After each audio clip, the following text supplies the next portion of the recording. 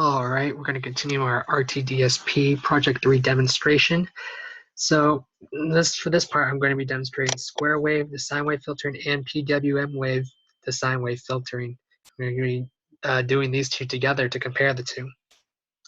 So first of all, we're going to talk a bit about PWM and square waves, PWM waves and square waves. So let's run this real quick.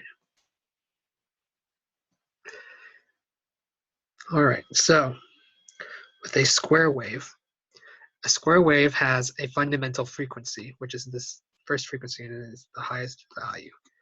So we see that this square wave has a fundamental frequency of 400. That means this is a 400 hertz square wave. However, the square wave also contains frequencies at the odd harmonics. So here we see that at the third harmonic, which is 3 times 400, which is 1200, there is another stem, and there should be another one at the fifth harmonic. 4 times 5 is 2000, and then this is going to be the seventh harmonic.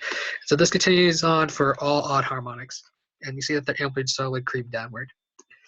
Now, to extract a sine wave from a square wave, we need to be able to filter out all of these higher odd harmonics and leave just the fundamental frequency. That way we can obtain a sine wave at the fundamental frequency.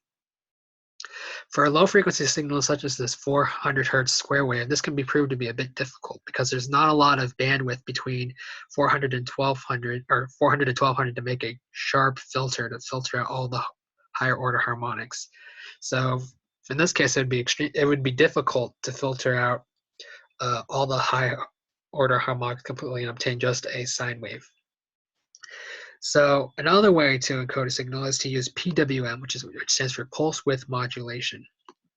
So a PWM wave is generated by comparing a sine wave to a triangle wave. So how the comparison is formed is you have a sine wave with a frequency, and then you have a triangle wave with a much higher frequency. Notice how the triangle wave goes through many oscillations here, while the sine wave doesn't even go through one full oscillation. This is only, I believe, a quarter of an oscillation. But there are many triangle wave oscillations inside there. So the comparison works that if the sine wave is greater than the triangle wave, then the pulse is 1. And if the triangle wave is greater than the sine wave, then the pulse is 0, or the pulse is -1. So you can see at this point the sine wave is usually greater than the triangle wave, so most of the pulses are 1. But as you get down here, the triangle wave is usually larger than the sine wave, so most of the pulses down here are -1. So the pulse changes based on this comparison, and that's why it's called a pulse width modulated signal. So the frequency of the pulse width modulated signal looks like this. So if we look at the pulse width modulated signal, it has the original fundamental frequencies right here. And notice how there appears to be pretty much nothing all the way down here until you get to this stem right here. Now this stem right here is 20,000. Now why is this stem 20,000? That's because if I scroll down through my code, I set the triangle wave frequency to 20,000 right here. So by setting the triangle wave frequency, I control where this first stem is going, where this stem is going to appear.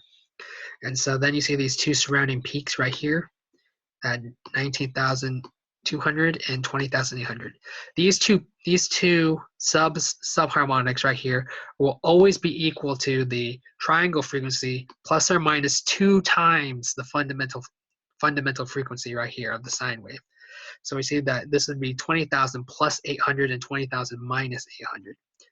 So the advantage of the pulse width modulated signal is that the pulse width modulated signal pushes these harmonics very far away, depending on what your triangle frequency is. This can push the harmonics very far away.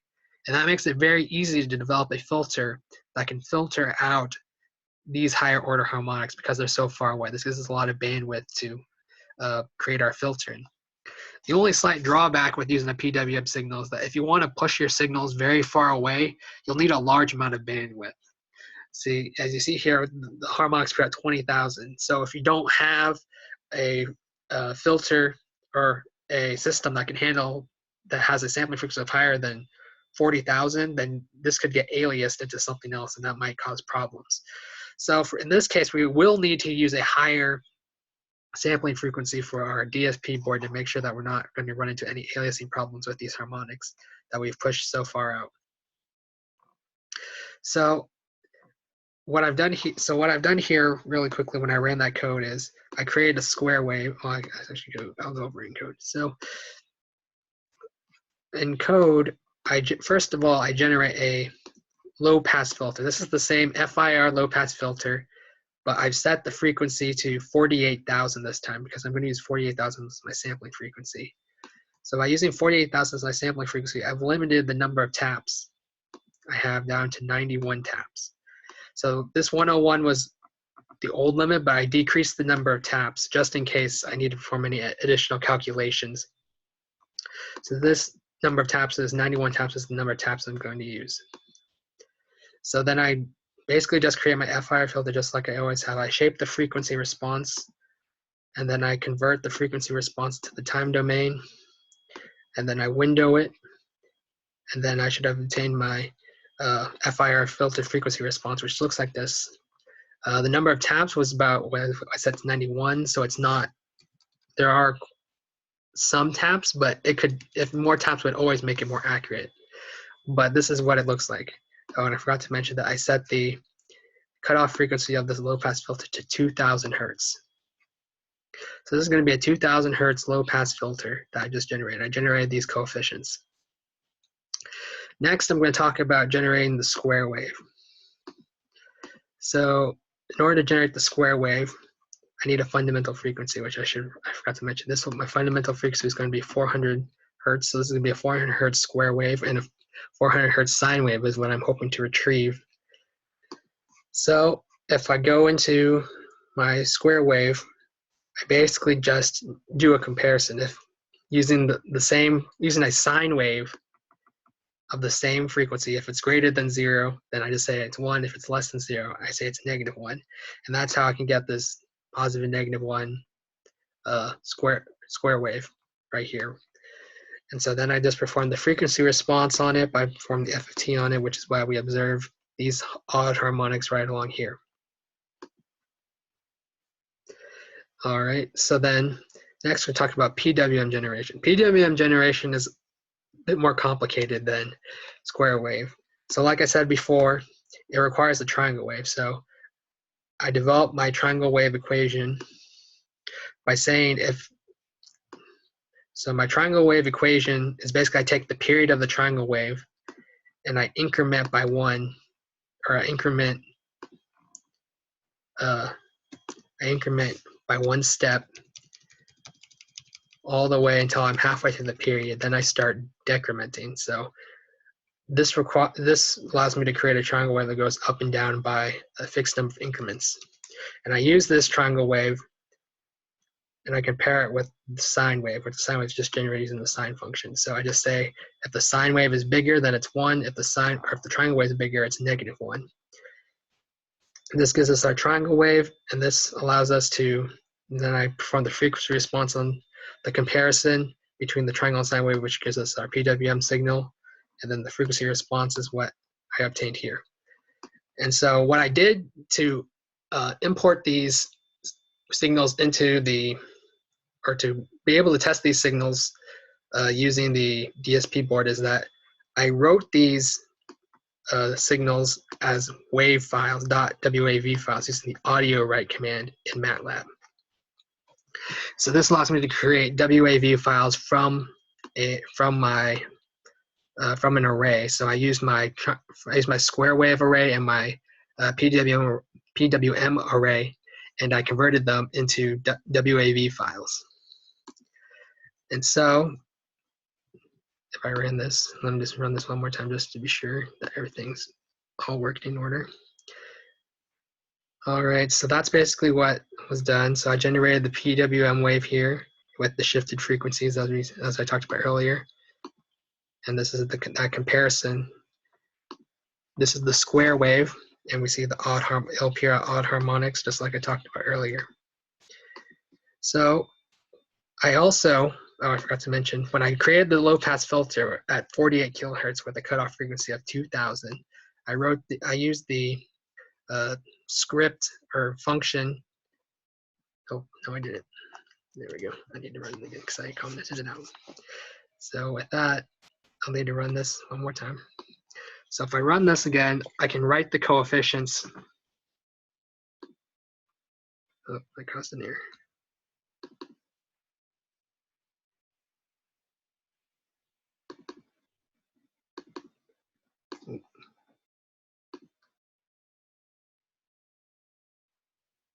Oh, I don't need this one. I lied. So that was commented out because that was to test it. So I run this again, third time's the charm. This time I forgot because I put it up here now.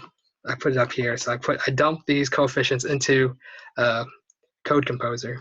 So here we are in Code Composer. So for our PWM generator, I make sure I set my DSP configure header to 48 kilohertz instead of the usual 8,000 because I'm going to need that extra bandwidth because I shifted. I'm pretty sure I mentioned this several times already, but it's important to note that I shifted over by 20,000. So then 2 times plus or minus 800 is why these, 2 times the fundamental frequency. So those are plus or minus 800 from there. So I need 48,000, so I can have a bandwidth of 24,000. And this is just going to be simple FIR filter, since this part's relatively the same because it's just going to be the circle buffer, FIR filter. So we run this.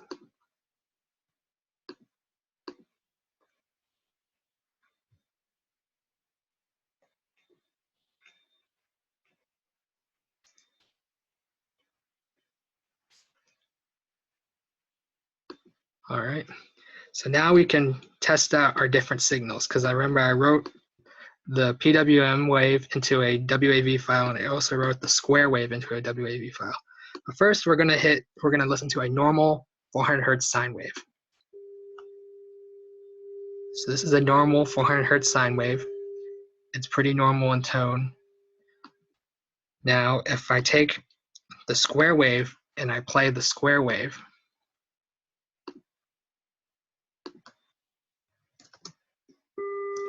notice how the tone is slightly different because of those harmonics. So this is the square wave. So let's go back to the sine wave again. This is the sine wave.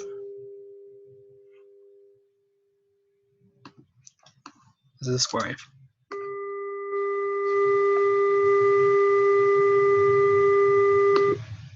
All right, back to the sine wave.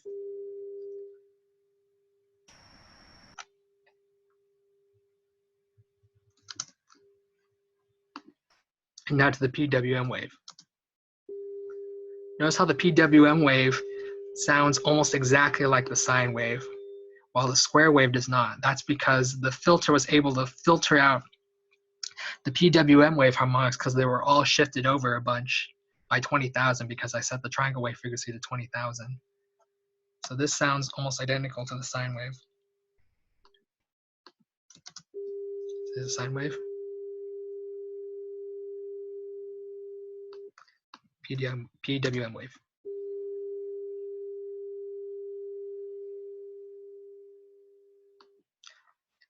And then square wave. See, you can tell the contrast when you're using the square wave because those harmonics are distorting the sound. And so this demonstrates the power of the PWM wave. So the PWM wave, as I noted in the theory over here, shifts all the harmonics over based on the triangle wave frequency. So if you set your triangle wave frequency to be very large, you can shift all the harmonics over so that way they're easier to filter out. So it's easier to obtain the fundamental frequency sine wave. Whereas the square wave, you're stuck at the odd harmonics, which could be very close together if you're using low frequency signals. So this 400, 1200 is going to be very hard to filter. So even my original low pass filter is 2000, so that's already guaranteed to grab some of those harmonics. And the reason why I did that is because I wanted a very large contrast between the PWM and the square wave. So if I set this to somewhere in between, it would be harder to tell because it would attempt to filter it out. So let's say the first odd harmonic comes at 1200. So let's say I set this to 1000 and I try this again. So I run this again, this time with the cutoff frequency of 1000. So that should be in between the third harmonic. So if I run this with the updated coefficients,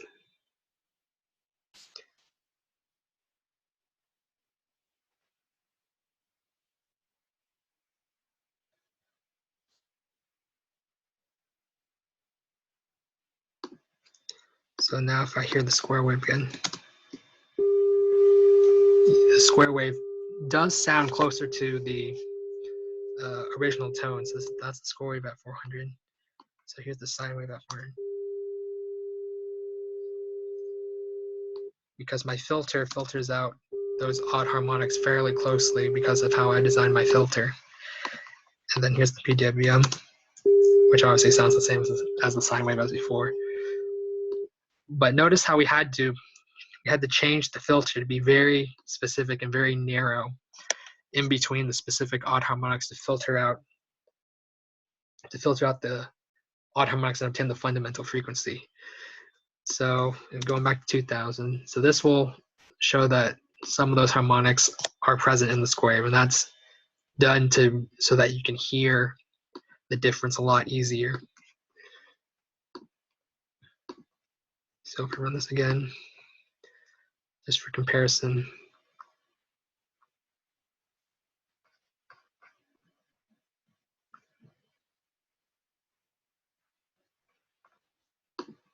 as a comparison, now that we're back here, you should notice the change. You can hear those tones, and that's pretty much the difference between the two. So the PWM wave, while it requires a bit more bandwidth, makes it easier to filter out those signals by pushing those harmonics way farther out. While the square wave keeps those harmonics close together, which can make it harder to filter them out. And so that's going to be the comparison between the square wave and the PWM wave, which will finish up my Project 3 demonstration.